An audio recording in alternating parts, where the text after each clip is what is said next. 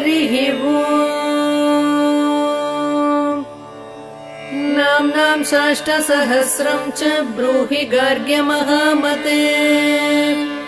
महालक्ष्म्या महादेव्या भुक्तिमुक्त्यर्थसिद्धये। गार्ग्य उवाच सनत्कुमारमासीनं द्वादशादित्यसन्निभम्। अपृच्छन् योगिनो भक्त्या योगिनामर्थसिद्धये। सर्वलौकिककर्मभ्यो विमुक्तानां हिताय वै। भुक्तिमुक्तिप्रदं जप्यम् अनुब्रूहि दयानिधे। सनत्कुमार भगवन् सर्वज्ञोऽसि विशेषतः। आस्तिक्यसिद्धये नॄणां क्षिप्रधर्मार्थसाधनम्। खिद्यन्ति मानवाः सर्वे धनाभावेन केवलम्। सिद्ध्यन्ति धनिनोऽन्यस्य नैव धर्मार्थकामनाः। दारिद्र्यध्वंसिनी नाम केन विद्या प्रकीर्तिता। केन वा ब्रह्मविद्यापि केन मृत्युविनाशिनी। सर्वासां सारभूतैका विद्यानां केन कीर्तिता। प्रत्यक्षसिद्धिदा ब्रह्मन् तामाचक्ष्वदयानिधे। साधु पृष्टं महाभागा सर्वलोकहितैषिणः। महतामेष धर्मश्च नान्येषामिति मे मतिः। ब्रह्म विष्णु महादेव महेन्द्रादिमहात्मभिः सम्प्रोक्तं कथयाम्यद्य लक्ष्मी नाम सहस्रकम्। यस्योच्चारणमात्रेण दारिद्र्योन्मुच्यते नरः। किं पुनस्तज्जपाज्जापि सर्वेष्टार्थानवाप्नुयात्। अस्य श्रीलक्ष्मी दिव्यसहस्रनामस्तोत्रमहामन्त्रस्य आनन्दकर्दमचिक्लीतेरिन्दिरासुतादयो महात्मानो महर्षयः। अनुष्टुप् छन्दः विष्णुमाया शक्तिः। महालक्ष्मी परा देवता। श्रीमहालक्ष्मी प्रसादद्वारा सर्वेष्टार्थसिद्ध्यर्थे जपे विनियोगः। ध्यानम् पद्मनाभप्रियां देवीं पद्माक्षीं पद्मवासिनीं। पद्मवक्त्रां पद्महस्तां वन्दे पद्मार्महर्निशम्। पूर्णेन्दुवदनां दिव्यरत्नाभरणभूषिताम्। वरदाभयहस्ताढ्यां ध्यायेच्चन्द्रसहोदरीम्। इच्छारूपां भगवतः सच्चिदानन्दरूपिणीम्। सर्वज्ञां सर्वजननीं विष्णुवक्षस्थलालयाम्। दयाळुमनिशं ध्यायेत् सुखसिद्धिस्वरूपिणीम्। नित्यागतानन्तनित्यानन्दिनी जनरञ्जनी। नित्यप्रकाशिनी चैव स्वप्रकाशस्वरूपिणी। महालक्ष्मीर्महाकाली महाकन्या सरस्वती। भोगवैभवसन्धात्री भक्तानुग्रहकारिणी। ईशावास्या महामाया महादेवी महेश्वरी। हृल्लेखा परमाशक्तिर्मातृका बीजरूपिणी। नित्यानन्द नित्यबोधानादिनी जनमोदिनी। सत्यप्रत्ययनी चैव स्वप्रकाशात्मरूपिणी। त्रिपुरा भैरवी विद्या हंसा वागीश्वरी शिवा। वाग्देवी च महारात्रिः कालरात्रिस्त्रिलोचना। भद्रकाली कराळी च महाकाली तिलोत्तमा। काली कराळवक्त्रान्ता कामाक्षी कामदा शुभा। चण्डिका चण्डरूपेशा चामुण्डा चक्रधारिणी। त्रैलोक्यजयिनी देवी त्रैलोक्यविजयोत्तमा सिद्धलक्ष्मी क्रियालक्ष्मी मोक्षलक्ष्मी प्रसादिनी उमा भगवती दुर्गा चान्द्री दाक्षायणी शिवा प्रत्यङ्गिराधरा वेला लोकमाता हरिप्रिया पार्वती परमा देवी ब्रह्म विद्या प्रदायिनी अरूपा बहुरूपा च विरूपा विश्वरूपिणी पञ्चभूतात्मिका वाणी पञ्चभूतात्मिका परा काली मा पञ्चिका वाग्मी हविप्रत्यधिदेवता देवमाता सुरेशाना देवगर्भाम्बिका धृतिः संख्या जातिः क्रिया शक्तिः प्रकृतिर्मोहिनी मही यज्ञविद्या महाविद्या गुह्यविद्या विभावरी ज्योतिष्मती महामाता सर्वमन्त्रफलप्रदा दारिद्र्यध्वंसिनी देवी हृदयग्रन्थिभेदिनी सहस्रादित्यसङ्काशा चन्द्रिका चन्द्ररूपिणी गायत्री सोमसम्भूतिः सावित्री प्रणवात्मिका शाङ्करी वैष्णवी ब्राह्मी सर्वदेव नमस्कृता सेव्य दुर्गा कुबेराक्षी करवीरनिवासिनी जया च विजया चैव जयन्ती चापराजिता कुब्जिका कालिका शास्त्री वीणा पुस्तकधारिणी सर्वज्ञशक्तिः श्रीशक्तिर्ब्रह्म विष्णु शिवात्मिका इडा पिङ्गलिका मध्या मृणाली तन्तुरूपिणी यज्ञेशानी प्रथा दीक्षा दक्षिणा सर्वमोहिनी अष्टाङ्गयोगिनी देवी निर्बीज ध्यान गोचरा सर्वतीर्थस्थिता शुद्धा सर्वपर्वतवासिनी वेदशास्त्रप्रभा देवी षडङ्गादिपदक्रमा शिवा धात्री शुभानन्दा यज्ञकर्मस्वरूपिणी व्रतिनी मेनका देवी ब्रह्माणी ब्रह्मचारिणी एकाक्षरपरा तारा भवबन्धविनाशिनी विश्वम्भरा धरा धारा निराधाराधिकस्वरा राका कुहूरमावास्या पूर्णिमानुमतिद्युतिः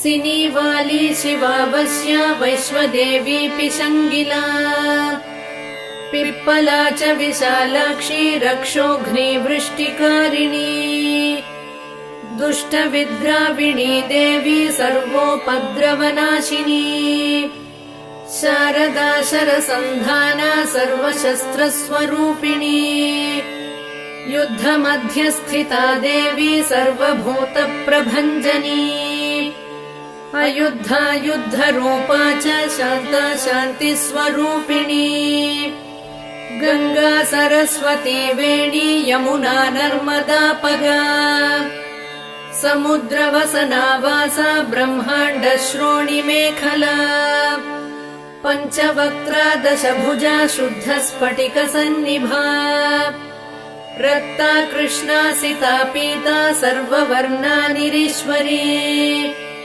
कालिका चक्रिका देवी सत्या तु बटुका स्थिता तरुणी वारुणी नारी ज्येष्ठा देवी सुरेश्वरी विश्वम्भरा धरा कर्त्री गणार्गण विभञ्जनी सन्ध्या रात्रिर्दिवा ज्योत्स्ना कला काष्ठा निमेषिका उर्वी कात्यायनी शुभ्रा संसारार्णवतारिणी कपिला कीलिका शोका मल्लिका नवमालिका देविका नन्दिका शान्ता भञ्जिका भयभञ्जिका कौशिकी वैदिकी देवी सौरी रूपाधिकातिभा दिग्वस्त्रा नववस्त्रा च कन्यका कमलोद्भवा श्री सौम्यलक्षणातीत दुर्गा सूत्र प्रबोधिका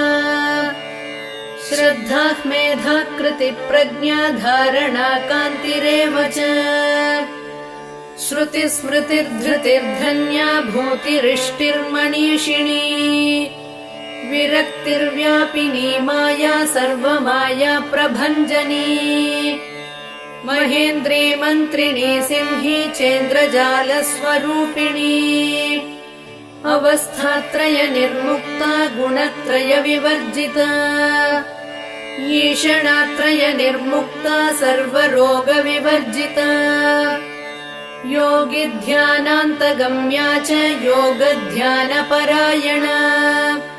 त्रयी शिखा विशेषज्ञा वेदान्तज्ञानरूपिणी भारती कमला भाषा पद्मा पद्मवती कृतिः गौतमी गोमती गौरीर्ईशानाहं सवाहिनी नारायणी प्रभाधारा जाह्नवी शङ्करात्मजा चित्रघण्टा सुनन्दा श्रीर्मानवी मनुसम्भवा स्तम्भिनी क्षोभिणी मारी भ्रामिणी शत्रुमारिणी मोहिनी द्वेषिणी वीरा अघोरा रुद्ररूपिणी रुद्रैकादशिनी पुण्या कल्याणी लाभकारिणी देवदुर्गा महादुर्गा स्वप्नदुर्गाष्टभैरवी सूर्यचन्द्राग्निरूपा च ग्रहनक्षत्ररूपिणी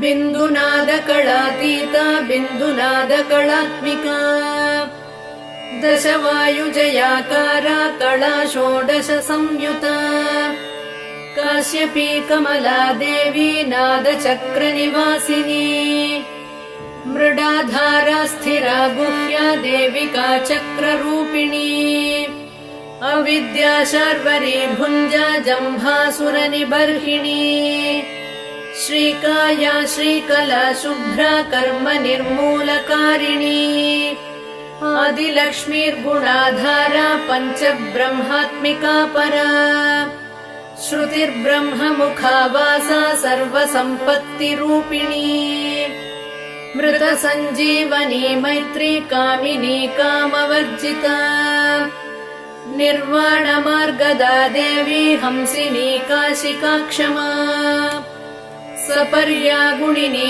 भिन्ना निर्गुणा खण्डिता शुभा स्वामिनी वेदिनी शक्या शाम्बरी चक्रधारिणी दण्डिनी मुण्डिनी व्याघ्री शिखिनी सोमसंहतिः चिन्तामणिश्चिदानन्दा पञ्चबाणा प्रबोधिनी बाणश्रेणिः सहस्राक्षी सहस्रभुजपादुका सन्ध्यावलिस्त्रिसन्ध्याख्या ब्रह्माण्डमणिभूषणा वासवी वारुणी सेना कुलिका मन्त्ररञ्जनी जितप्राणस्वरूपा च कान्ता काम्यवरप्रदा मन्त्रब्राह्मण विद्यार्थानादरूपा हविष्मती आथर्वणि श्रुतिः शून्या कल्पना वर्जिता सती सत्ता जातिः प्रमामेया प्रमितिः प्राणदा गतिः अवर्णा पञ्चवर्णा च सर्वदा भुवनेश्वरी त्रैलोक्यमोहिनी विद्या सर्वभर्त्रीक्षराक्षरा हिरण्यवर्णा हरिणी सर्वोपद्रवनाशिनी कैवल्यपदवीरेखा सूर्यमण्डलसंस्थिता सोममण्डलमध्यस्था वह्निमण्डलसंस्थिता वायुमण्डलमध्यस्था व्योममण्डलसंस्थिता चक्रिका चक्रमध्यस्था चक्रमार्गप्रवर्तिनी कोकिला कुलचक्रेशा पक्षतिः पङ्क्तिपावनी सर्वसिद्धान्तमार्गस्था षड्वर्णावरवर्जिता शररुद्रहरा हन्त्री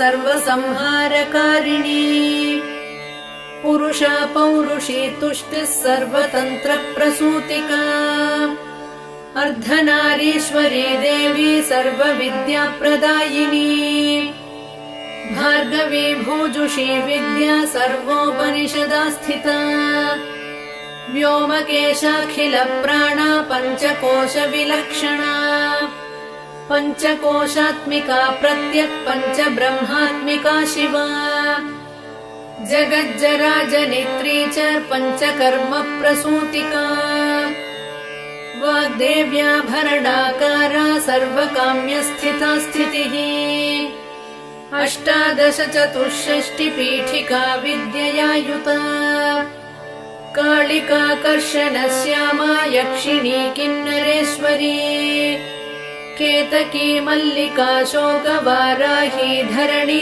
ध्रुवा नारसिंही महोग्रास्या भक्तानामार्तिनाशिनी अन्तर्बला स्थिरा लक्ष्मीर्जरा मरणनाशिनी श्रीरञ्जिता महामाया सोमसूर्याग्निलोचना अदितिर्देवमाता च अष्टपुत्राष्टयोगिनी अष्टप्रकृतिरष्टाष्टविभ्राजद्विकृताकृतिः दुर्भिक्षध्वंसिनी देवी सीता सत्या च रुक्मिणी ख्यातिजा भार्गवी देवी देवयोनिस्तपस्विनी शाकम्भरी महाशोणा गरुडोपरि संस्थिता सिंहगा व्याघ्रगा देवी वायुगा च महादृगा अकारादिक्षकारान्ता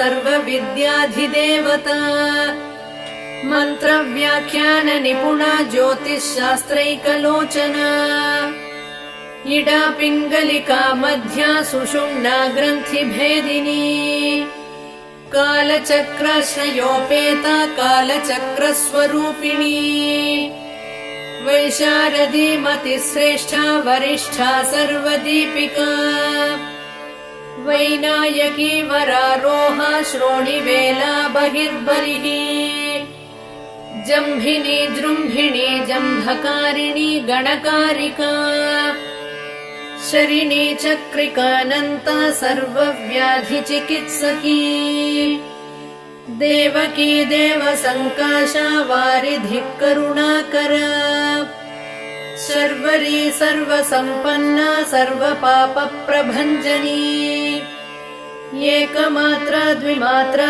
च त्रिमात्रा च तथा परा अर्धमात्रा परा सूक्ष्मा सूक्ष्मार्थार्थपरा परा एकवीरा विशेषाख्या षष्ठी देवी मनस्विनी नैष्कर्म्या निष्कला लोका ज्ञानकर्माधिका गुणा सबन्ध्वानन्द सन्दोहा व्योमाकारा निरूपिता गद्यपद्यात्मिका वाणी सर्वालङ्कार संयुता साधुबन्धपदन्यासा सर्वौको घटिका बलिः षट्कर्मा कर्कशाकारा सर्वकर्म विवर्जिता आदित्यवर्णा चापर्णा कामिनी वररूपिणी ब्रह्माणी ब्रह्मसन्ताना वेदवागीश्वरी शिवा पुराणन्यायमीमांसा धर्मशास्त्रागमश्रुता सद्यो वेदवती सर्वा हंसी विद्याधिदेवता विश्वेश्वरी जगद्धात्री विश्वनिर्माणकारिणी वैदिकी वेदरूपा च कालिका कालरूपिणी नारायणी महादेवी सर्वतत्त्वप्रवर्तिनी हिरण्यवर्णरूपा च हिरण्यपदसम्भवा कैवल्यपदवी पुण्या कैवल्यज्ञानलक्षिता ब्रह्मसम्पत्तिरूपा च ब्रह्मसम्पत्तिकारिणी वारुणी वारुणाराध्या सर्वकर्मप्रवर्तिनी एकाक्षरपरा युक्ता सर्वदारिद्र्यभञ्जिनी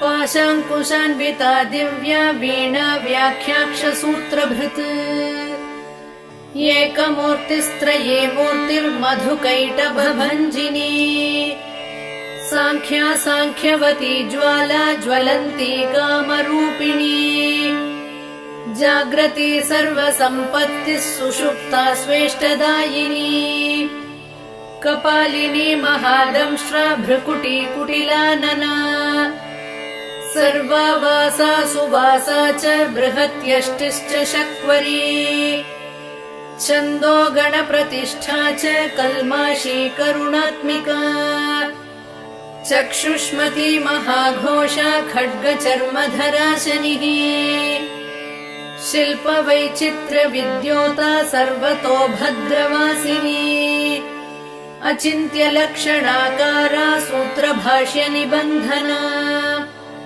सर्ववेदार्थसम्पत्तिः सर्वशास्त्रार्थमातृका अकारादिक्षकारान्त सर्ववर्णकृतस्थला सर्वलक्ष्मीः सदानन्दा सारविद्या सदाशिवा सर्वज्ञा सर्वशक्तिश्च खेचरी रूपगोच्छ्रुता अणिमादिगुणोपेता पराकाष्ठा परागतिः हंसयुक्तविमानस्था हंसारूढा शशिप्रभा भवानी वासनाशक्तिराकृतिस्थाखिलाखिला तन्त्रहेतुर्विचित्राङ्गी व्योमगङ्गा विनोदिनी वर्षा च वार्षिकी चैव ऋग्यजुस्सामरूपिणी महानदी नदी पुण्या अगण्यागण्यगुणक्रिया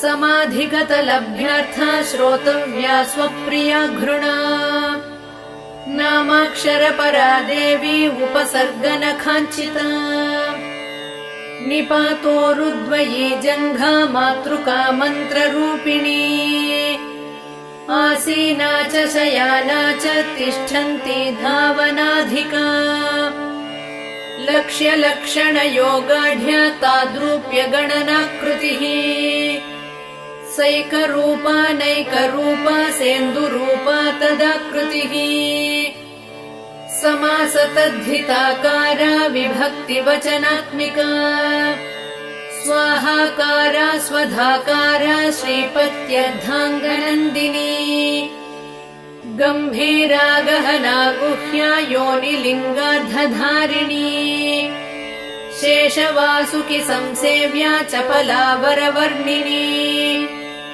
कारुण्याकार सम्पत्तिः कीलकृन्मन्त्रकीलिका शक्तिबीजात्मिका सर्वमन्त्रेष्टाक्षयकामना आग्नेयी पार्थिवा आप्या वायव्या व्योमकेतना सत्यज्ञानात्मिकानन्दा ब्राह्मी ब्रह्म सनातनी अविद्यावासना माया प्रकृतिः सर्वमोहिनी शक्तिर्धारणशक्तिश्च चिदचिच्छक्तियोगिनी वक्त्रारुणा महामाया मरीचिर्मदमर्दिनी विराट् स्वाहा स्वधा शुद्धा निरूपास्तिः सुभक्तिगा निरूपिता द्वयी विद्या नित्या नित्यस्वरूपिणी वैराजमार्गसञ्चारा सर्वसत्पददर्शिनी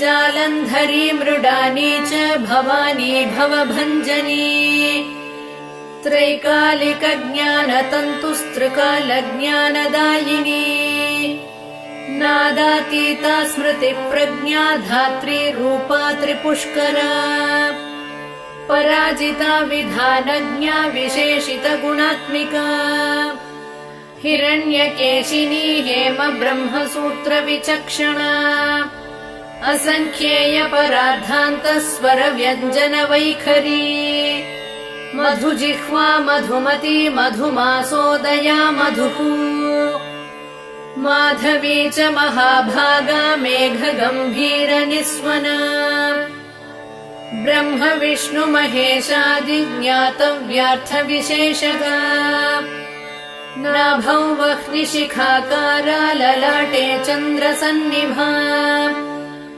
भ्रूमध्ये भास्कराकारा सर्वताराकृतिर्हृदि कृत्तिकादिभरण्यन्त नक्षत्रेष्ट्यार्चितोदया ग्रहविद्यात्मिका ज्योतिर्ज्योतिर्विन्मति जीविका ब्रह्माण्डगर्भिणी बाला सप्तावरणदेवता वैराजोत्तमसाम्राज्या कुमारकुशलोदया बगळा भ्रमराम्बा च शिवदूती शिवात्मिका मेरुविन्ध्यातिसंस्थाना काश्मीरपुरवासिनी योगनिद्रा महानिद्रा विनिद्रा राक्षसाश्रिता सुवर्णदा महागङ्गा पञ्चाख्या पञ्चसंहतिः सुप्रजाता सुवीरा च सुपोषा सुपतिः शिवा सुगृही रक्तबीजान्ता हतकन्दर्पजीविता समुद्रव्योम मध्यस्था समबिन्दुसमाश्रया सौभाग्यरसजीवातुः सारासारविवेकदृक् त्रिवल्यादिसुपुष्टाङ्गा भारती भरताश्रिता नादब्रह्ममयी विद्या ज्ञानब्रह्ममयी परा ब्रह्मनाडी निरुक्तिश्च ब्रह्मकैवल्यसाधनम् कालिकेयमहोदार वीर्यविक्रमरूपिणी बडवाग्निशिखा वक्त्रा महाकबळदर्पणा महाभूता महादर्पा महासारा महाक्रतुः पञ्चभूतमहाग्रासा पञ्चभूताधिदेवता सर्वप्रमाणा सम्पत्तिः सर्वरोगप्रतिक्रिया ब्रह्माण्डान्तर्बहिर्व्याप्ता विष्णुवक्षो विभूषिणी शाङ्करी विधिवक्त्रस्था प्रवरावरहेतुकी हेममाला शिखामाला त्रिशिखा पञ्चमोचना सर्वागम सदाचार मर्यादा यातु भञ्जनी पुण्यश्लोक प्रबन्धाढ्या सर्वान्तर्यामि रूपिणी सामगान समाराध्या श्रोतृर्कर्णरसायना जीवलोकैकजीवातुर्भद्रोदार विलोकना तटित्कोटिलसत्कान्तिस्तरुणी हरिसुन्दरी मीननेत्रा च सेन्द्राक्षी विशालाक्षी सुमङ्गला सर्वमङ्गलसम्पन्ना साक्षान्मङ्गलदेवता देहहृद्दीपिका दीप्तिर्जिह्वा पापप्रणाशिनी अर्धचन्द्रोल्लसद्दंष्ट्रा यज्ञवाटी विलासिनी महादुर्गा महोत्साहा महादेववलोदया डाकिनीड्या शाकिनीड्या साकिनीड्या समस्तजुट निरङ्कुशा नाकिवन्द्या षडाधाराधिदेवता भुवनज्ञानिनी श्रेणी भुवनाकारवल्लरी शाश्वती शाश्वताकारा लोकानुग्रहकारिणी सारसी मानसी हंसी हंसलोकप्रदायिनी चिन्मुद्रालङ्कृतकरा कोटिसूर्यसमप्रभा सुखप्राणिशिरोरेखा नददृष्टप्रदायिनी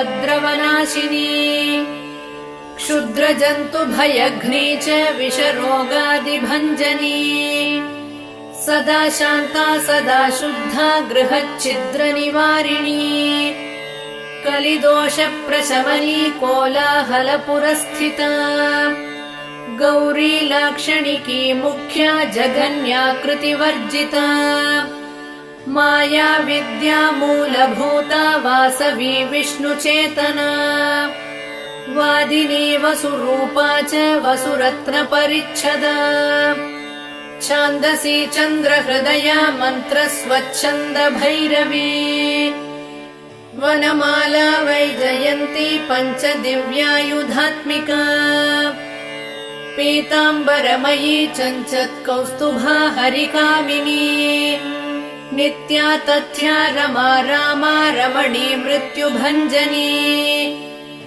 ज्येष्ठा काष्ठा धनिष्ठान्ता शराङ्गी निर्गुणप्रिया मैत्रेया मित्रविन्दा च शेषकलाशया वाराणसी वासलभ्या च आर्यावर्तजनस्तुता जगदुत्पत्ति संस्थान संहारत्रयकारणम् त्वमम्ब विष्णु सर्वस्वं नमस्तेऽस्तु महेश्वरी नमस्ते सर्वलोकानां जनन्यै पुण्यमूर्तये सिद्धलक्ष्मीर्महाकाली महालक्ष्मी नमोऽस्तुते सद्यो जातादि पञ्चाग्निरूपा पञ्चकपञ्चकम् यन्त्रलक्ष्मीर्भवत्यादिराद्याद्येते नमो नमः सृष्ट्यादिकारणाकार वितते दोषवर्जिते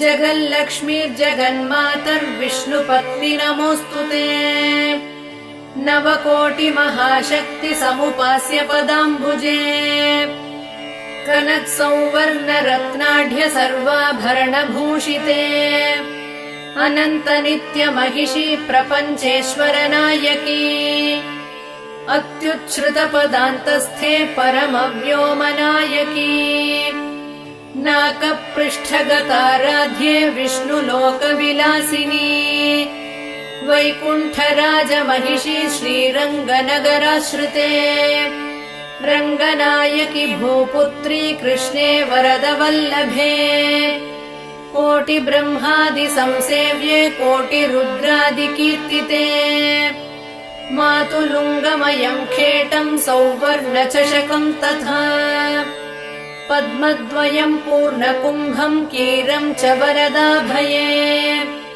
पाशमङ्कुशकम् शङ्खम् चक्रम् शूलम् कृपाणिकाम् धनुर्बाणौ चाक्षमालाम् चिन्मुद्रामपि बिभ्रति अष्टादश भुजे लक्ष्मी महाष्टादश पीठगे भूमिनीलादिसंसेव्ये स्वामि चित्तानुवर्तिनी पद्मे पद्मालये पद्मी पूर्णकुम्भाभिषेचिते इन्दिरेन्दिराभाक्षी क्षीरसागरकन्यके भार्गवित्वम् स्वतन्त्रेच्छा वशीकृतजगत्पतिः मङ्गलम् मङ्गलानाम् त्वम् देवतानाम् च देवता त्वमुत्तमोत्तमानाम् च त्वम् श्रेयः परमामृतम् धनधान्याभिवृद्धिश्च सार्वभौमसुखोच्छ्रया आन्दोलिकादिसौभाग्यम् मत्ते भाति महोदयः पुत्रपौत्राभिवृद्धिश्च विद्याभोगबलादिकम् आयुरारोग्यसम्पत्तिरष्टैश्वर्यम् त्वमेव हि परमेश विभूतिश्च सूक्ष्मात् सूक्ष्मतरा गतिः सदयापाङ्गसन्दत्त ब्रह्मेन्द्रादिपदस्थितिः अव्याहतमहाभाग्यम् त्वमेवाक्षोभ्यविक्रमाः समन्वयश्च वेदानाम् अविरोधस्त्वमेव हि निःश्रेयसपदप्राप्तिसाधनम् फलमेव च श्रीमन्त्रराजराज्ञी च श्रीविद्याक्षेमकारिणी श्रीं बीजजपसन्तुष्टा ऐं ह्रीं श्रीं बीजपालिका प्रपत्तिमार्गसुलभा विष्णुप्रथमकिङ्करी क्लीङ्कारार्थसवित्री च सौमङ्गल्याधिदेवता श्रीषोडशाक्षरी विद्या श्रीयन्त्रपुरवासिनी सर्वमङ्गलमाङ्गल्ये शिवे सर्वार्थसाधिके शरण्ये त्र्यम्बके गौरी नारायणि नमोऽस्तुते पुनः पुनर्नमस्तेऽस्तु साष्टाङ्गमयुतम् पुनः सनत्कुमार उवाच एवं स्तुता महालक्ष्मीर्ब्रह्मरुद्रादिभिः सुरैः न मद्भिरार्तैर्दीनैश्च निःस्वत्वैर्भोगवर्जितैः ज्येष्ठाजुष्टैश्च निःश्रीकैः संसारास्वपरायणैः विष्णुपत्नी ददौ तेषाम् दर्शनम् दृष्टितर्पणम् शरत्पूर्णेन्दुकोट्याभधवलापाङ्गवीक्षणैः सर्वान् सत्त्वसमाविष्टान् चक्रे हृष्टावरम् ददौ महालक्ष्मीरुवाच नाम्नाम् साष्टसहस्रम् मे प्रमादाद्वापि यः सकृत् कीर्तयेत् तत्कुले सत्यम् वसाम्या चन्द्रतारकम् किम् पुनर्नियमाज्जप्तुर्मदेकशरणस्य च मातृवत्सानुकम्पाहम् पोषकी स्यामहर्निशम् मन्नामस्तव ताम् लोके दुर्लभम् नास्ति चिन्तितम् मत्प्रसादेन सर्वेऽपि स्वस्वेष्टार्थमवाप्स्यथ लुप्तवैष्णवधर्मस्य मद्व्रतेष्ववकीर्णिनः भक्तिप्रपत्तिहीनस्य वन्द्यो नाम्नाम् स्तवोऽपि मे तस्मादवश्यम् तैर्दोषैर्विहीनः पापवर्जितः जपेत् साष्टसहस्रम् मे नाम्नाम् प्रत्यहमादरात् साक्षादलक्ष्मीपुत्रोऽपि दुर्भाग्योऽप्यलसोऽपि वा अप्रयत्नापि मूढापि विकलः पतितोऽपि च अवश्यम् प्राप्नुयाद्भाग्यम् मत्प्रसादेन केवलम् स्पृहेयमचिराद्देव वरदानाय जापिनः ददामि सर्वमिष्टार्थम् लक्ष्मीति स्मरताम् ध्रुवम् सनत्कुमार उवाच इत्युक्त्वान्तर्दधे लक्ष्मीर्वैष्णवी भगवत्कला इष्टापूर्तम् च सुकृतम् भागधेयम् च चिन्तितम् स्वम् स्वम् स्थानम् च भोगम् च विजयम् लेभिरे सुराः तदेतत्प्रवदाम् यद्य लक्ष्मी नाम सहस्रकम् योगिनः पठत क्षिप्रम् चिन्तितार्थानवाप्स्यथ गार्ग्य उवाच सनत्कुमारो योगीन्द्र इत्युक्त्वा सदयानिधिः अनुगृह्य ययौ क्षिप्रम् तांश्च 12 योगिनः तस्मादेतद्रहस्यम् च गोप्यम् जप्यम् प्रयत्नतः अष्टम्याम् च चतुर्दश्याम् नवम्याम् भृगुवासरे पौर्णमास्याममायाम् च पर्वकाले विशेषतः जपेद्वा नित्यकार्येषु सर्वान् कामानवाप्नुयात् इति श्रीस्कन्दपुराणे सनत्कुमारसंहितायाम् लक्ष्मीसहस्रनामस्तोत्रम् सम्पूर्णम्।